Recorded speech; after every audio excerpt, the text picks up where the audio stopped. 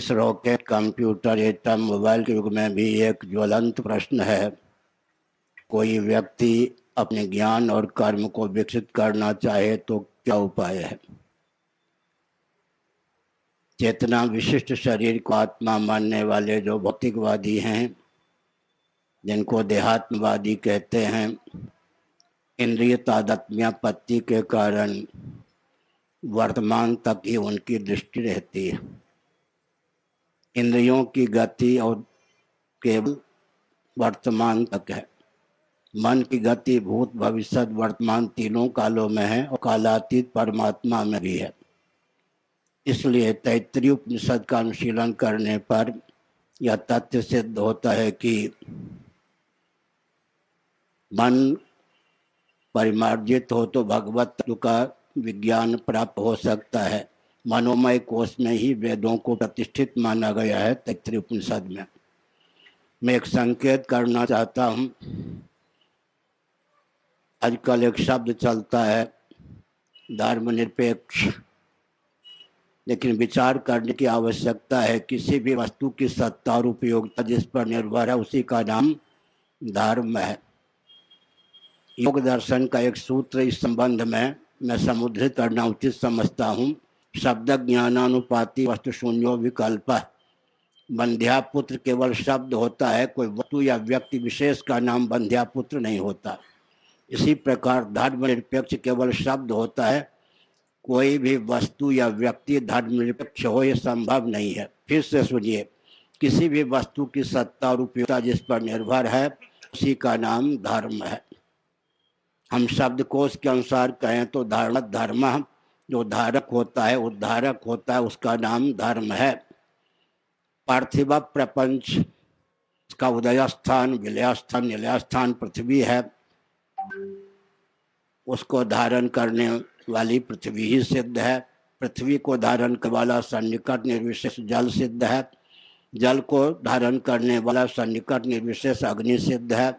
अग्नि को धारण करने वाला सन्निकट निर्विशेष वायु सिद्ध है। वायु को धारण करने वाला सन्निकट निर्विशेष आकाश सिद्ध है। आकाश को धारण करने वाला सन्निकट निर्विशेष आत्म तत्व निर्विशेषता की अवधि है। सन्निकट सविशेष क्रम से जगत की उत्पत्ति होती है। सन्निकट निर्विशेष क्रम से जगत का प्रलय होता है। पृथ्वी विशेषता की अवधि है, परमात्मा निर्विशेषता की अवधि है। पृथ्वी से लेकर परमात्मा तक पहुंचने का सोपान हमारे जीवन में होना चाहिए। धर्म का कोई खंडन नहीं कर सकता, क्योंकि किसी भी वस्तु की सत्ता उपयोगिता जिस पर निर्भर है उसी का नाम धर्म है। सिद्ध कोटि भूत कोटि के धर्म का हमने सांकेतिक शब्दों में वर्णन किया। यज्ञ, दान, तप, व्रत, वर्ण धर्म, आश्रम धर्म ये साध्य कोटि के धर्म हैं। इनका भी कोई विवेकी खंडन नहीं कर सकता। यज्ञ करना हो तो, दान देना हो, हमको मुट्ठी खोलने की आवश्यकता है। जब तक जीवन में त्याग का अनुपम बल और वेग ना हो तब तक कोई यज्ञ और दान करने संभव नहीं है। तप करने के लिए हमको सुख का त्याग करना पड़ता है। व्रत करने के लिए अन्न जल का त्याग करना पड़ता है। हमारा जीवन अपने लिए, अन्यों के लिए उपयोगी सिद्ध हो सके, इसके लिए यज्ञ, दान, तप, व्रत ये साध्य कोटि के जो धर्म हैं इनकी उपयोगिता है। वर्ण धर्म और आश्रम धर्म के प्रति प्राय कटाक्ष किया जाता है, लेकिन मैं एक संकेत करना चाहता हूँ।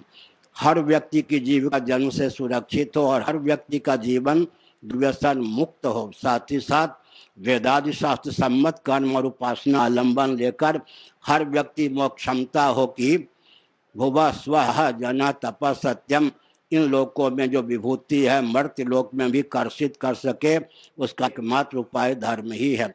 तो धर्म का खंडन करके कोई व्यक्ति अपने अस्तित्व और आदर्श की रक्षा नहीं कर सकता। मैं संकेत करना चाहता हूँ। एका क्रिया द्व्यर्थ करी प्रसिद्धा, पद्म पुराण सृष्टि खंड का यह वचन है। एक क्रिया से दो अर्थों की संसिद्धि। हमारे जितने आदर्श राजा हुए सबों के राज्य में लौकिक उत्कर्ष भी प्राप्त था, पारलौकिक उत्कर्ष प्राप्त था और परमात्मा की प्राप्ति का मार्ग भी प्रशस्त था। एका क्रिया द्व्यर्थ करी प्रसिद्धा। पद्म पुराण ने स्वयं एक उदाहरण दिया है। एक ब्राह्मण देवता आम के बाग में अपने देवता पितर ऋषि मुनियों के निमित्त जलदान दे रहे थे। एक नास्तिक शिरोमणि बहुत आश्चर्यचकित होकर देख रहा था। वह समझ नहीं पा रहा था कि इसके द्वारा प्रदत्त जल के प्रभाव से देवता पितर ऋषि मुनि तृप्त हो रहे हैं, लेकिन आम के पौध सिंच रहे हैं, इसलिए वो खंडन नहीं कर सका। नास्तिक शिरोमणि भी अगर विचार करे तो लौकिक उत्कर्ष की दृष्टि से भी सनातन सिद्धांत का अनुपालन अत्यंत आवश्यक है। उत्पत्ति, स्थिति, संहार, निग्रह, अनुग्रह 5 प्रकार के ज्ञान विज्ञान से संपन्न हमारे वेदादि शास्त्र हैं। भगवान जिस सिद्धांत का अनुपालन करते हुए प्रपंच की उत्पत्ति करते हैं, पालन करते हैं, समय आने पर इसका संहार करते हैं, उस विज्ञान का नाम सज्जनम सनातन सिद्धांत है। उसे कोई तिरस्कृत कर दे संभव नहीं। हमने एक संकेत किया, उत्पत्ति, स्थिति, संहार, निग्रह, अनुग्रह पद्म पुराण के अनुसार 5 कृत्य होते हैं।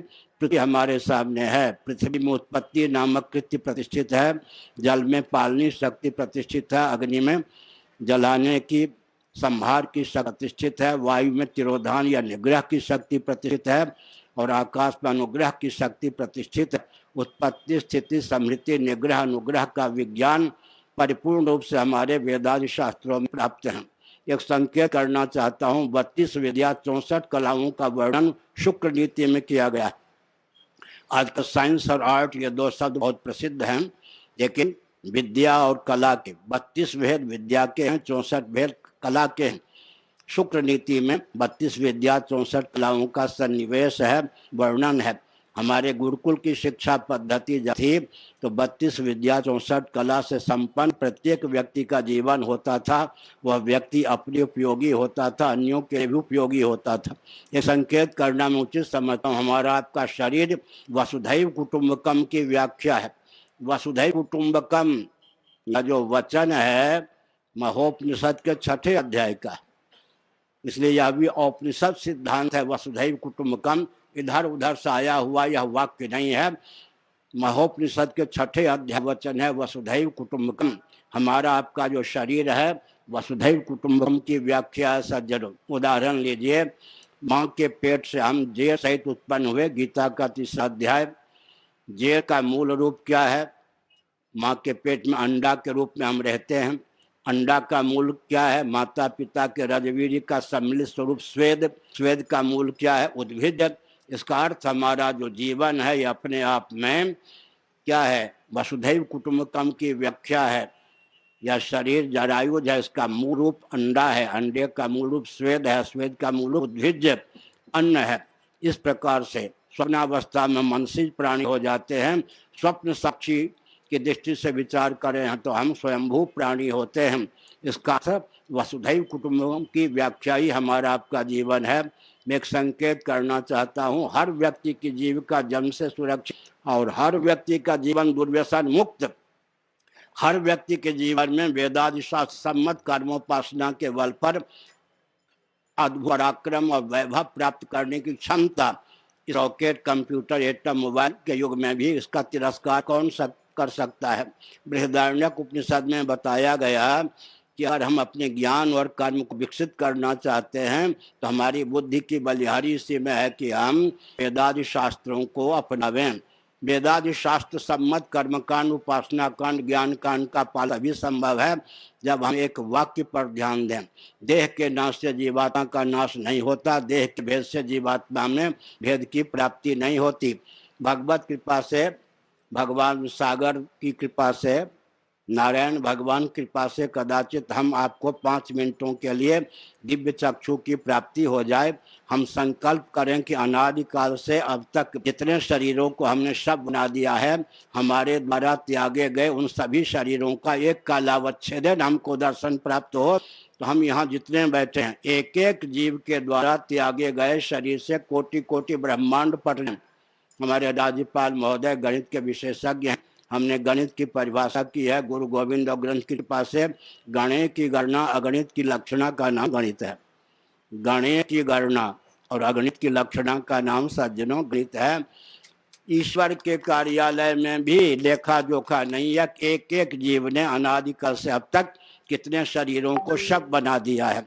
जन्म का पर्यवसान मृत्यु है, मृत्यु का पर्यवसान जन्म है, जन्म और मृत्यु के अनादि अजस्र परंपरा का आत्यंतिक उच्छेद मानव जीवन का लक्ष्य है।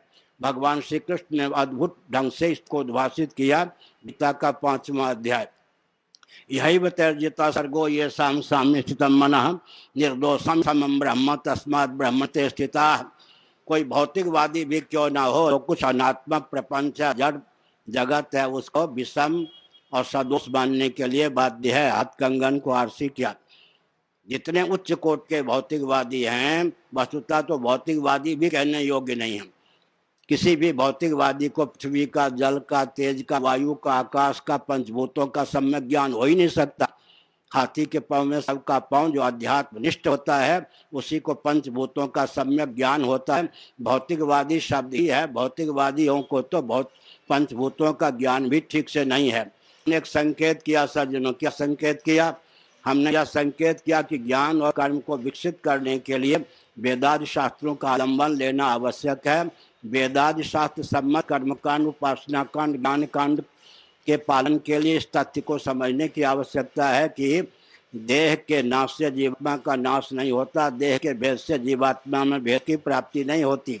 हमको स्वप्नावस्था की प्राप्ति होती है। स्वप्नावस्था में स्थूल शरीर और बाह्य स्थूल प्रपंच का भान नहीं होता, इनका भावनात्मक वियोग हो जाता है। त्यागात शांति अनंतरम, इस त्याग के बल पर स्थूल प्रपंच का भावनात्मक वियोग हो जाने के कारण अर्धनिद्रित मन आत्म चैतन्य से अधित होकर पृथ्वी, पानी, प्रकाश, पवन, आकाश और स्थावर जंगम प्राणियों के रूप में उद्बुद्ध होता है। हमने एक संकेत किया, हम चाहते हैं कि भारत इस चीज को ध्यान दे। माना कि सब के पूर्वज हिंदू थे, लेकिन इसका ज्ञान होना चाहिए ना। मोहम्मद साहब के पूर्वजों के पूर्वज या पूर्वज के पूर्वज कौन थे? ईसा मसीह जी के पूर्वज कौन थे? सबके पूर्वज का सनातनी वैदिक आर्य हिंदू है। इस तथ्य का ज्ञान होना चाहिए। हिंदुओं को काफिर कहने वाले प्रकारांतर से अपने पूर्वजों को ही गाली देते हैं, क्योंकि डंके की चोट से यह तथ्य सिद्ध है कि सबके पूर्वज का नाम सनातनी वैदिक आर्य हिंदू है। बृहदारण्यक उपनिषद के अनुसार सर्वजीव घनात्मक, सर्वदेव घनात्मक श्री ब्रह्मा जी, जिनकी अभिव्यक्ति श्रीमन नारायण के नाभि कमल से हुई, उनके श्री विग्रह से मनु और शत्रुपा की अभिव्यक्ति हुई। स्थावर जंगम प्रपंच में जितने पुरुष शरीर हैं, सब रूपों में मनु ही उल्लसित हुए, और स्थावर जंगम योनियों में जितनी मातृशक्तियां, सब रूपों में शत्रुपा ही अभिव्यक्त हुई। श्रीमद् भागवत का अनुशीलन कीजिए। मरीचि और कश्यप इत्यादि के धर्मपतियों के गर्भ से केवल गरुड़ जी ही उत्पन्न नहीं हुए, देवता उत्पन्न नहीं हुए, बल्कि हम और शेष नाग ही उत्पन्न नहीं हुए। स्थावर जंगम प्राणी जितने सब उत्पन्न हुए। अरुलता, वृक्ष इत्यादि के पूर्वज का नाम भी सनातन वैदिक आर्य हिंदू है।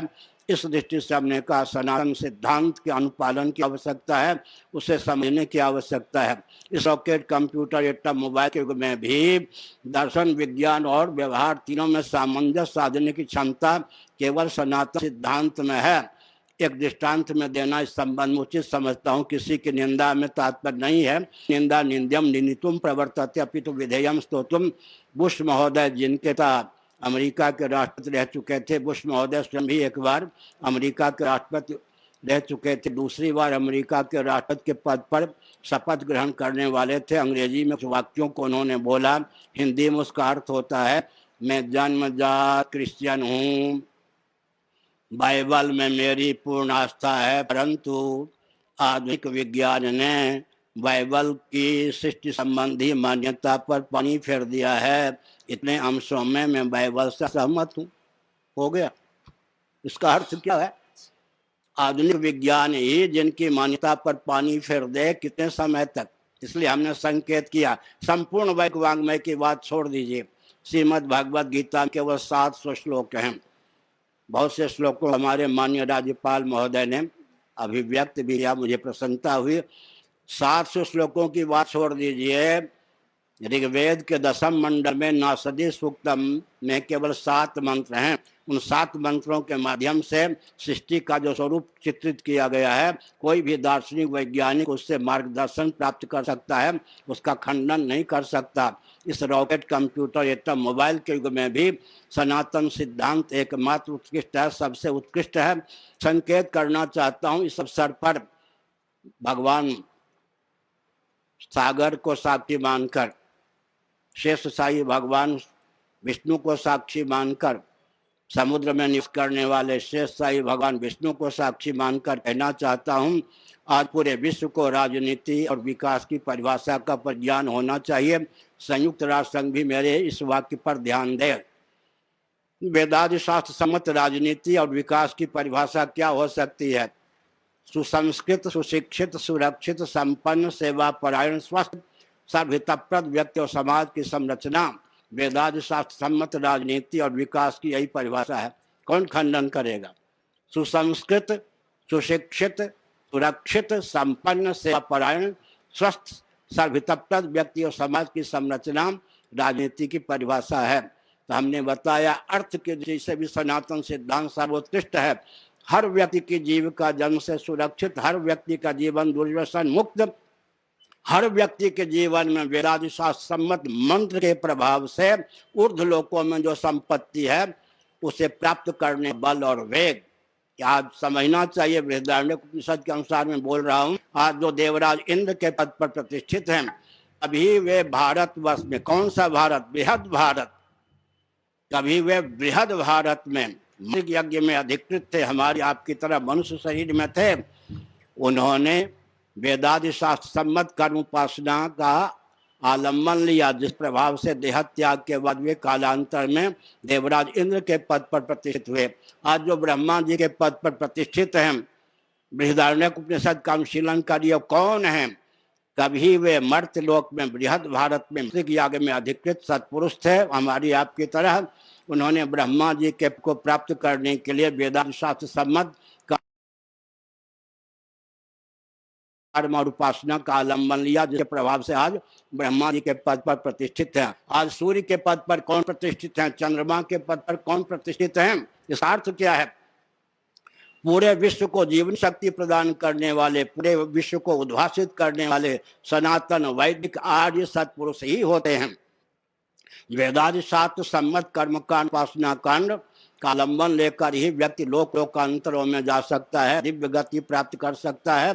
और अंत में जन्म का पर्यवसान मृत्यु है, मृत्यु का पर्यवसान जन्म है। लेकिन आत्मा को सम और निर्दोष समझने पर, सच्चिदानंद स्वरूप समझने पर, असतो मां सदगमय तमसो मां ज्योतिर्गमय मृत्योर मां अमृतम गमय, बृहदारण्यक उपनिषद के अनुसार मृत्यु, जड़ता, दुख से अतिक्रांत जीवन। आखिर जीव की चाह का विषय क्या है जी? जीव चाहता क्या है? अमीबा को भी छेड़ने का प्रयास कीजिए और मृत्यु से बचने का भरसक प्रयास करेगा। इसका मतलब जीव की चाह का विषय उसका मौलिक स्वरूप ही है। मृत्यु से पारंगत जीवन, ऐसा जीवन जहाँ मौत की छाया भी न पहुंच सके, ऐसा ज्ञान जहाँ अज्ञान, जड़ता, मूर्खता, ना समझी की पहुंच ना हो सके, ऐसा आनंद जो भरपूर अर्थात आनंद स्वरूप होकर शेष रह सके। इसका अर्थ क्या है? हर जीव मूलतः अपने स्वरूप को चाहता है। प्रत्येक अंश स्वभावतः अपने अंश की ओर समाकृष्ट होता है। वृक्ष में पत्र पुष्प यदि लगे होते हैं, वृक्ष पार्थिव होता है। जब कोई पत्र पुष्प इत्यादि अपने उद्गम स्थान से च्युत होते हैं तो पृथ्वी की ओर समाकृष्ट होते हैं। प्रत्येक अंश अपने अंश की ओर आकृष्ट होता है। जल की धारा समुद्र की ओर स्वाभाविक रूप से आकृष्ट होती है। दीप की ज्वाला नभोमंडल में विद्यमान आदित्य की ओर स्वाभाविक रूप से आकृष्ट होती है। प्राणवन जो व्यष्टि है, समष्टि वायु के प्रति समाकृष्ट होता है। घटाकाश का मौलिक स्वरूप महाकाश है। घट फूट जाने पर घटाकाश महाकाश के रूप में ही उल्लसित रहता है। इसका अर्थ ममई वांशो जीवलोके जीव भूत सनातन, हम जो जीव हैं सनातन सच्चिदानंद स्वरूप परमात्मा के सनातन अंश शरीर से हैं। भारत विश्व का हृदय है। भारत को भारत के रूप में उद्भासित करना हमारा कर्तव्य है। अभी हिंदू राष्ट्र था, है, रहेगा, पहले हैं, लेकिन वस्तु स्थिति क्या है इस पर विचार करने की आवश्यकता है। इसलिए हमने संकेत किया हम रहीम का भी सम्मान करते हैं, रसान जी का सम्मान करते हैं, रहीम जी का सम्मान करते हैं। हमारे लिए जब सब प्राणी आत्मा की ही अभिव्यक्ति है तो हम किससे विरोध करें। तत्र को मोह का शोक एकत्व मन प्रस्थिता। एक विचित्र बात है, 5-7 मिनट और ध्यान देकर सुनिए।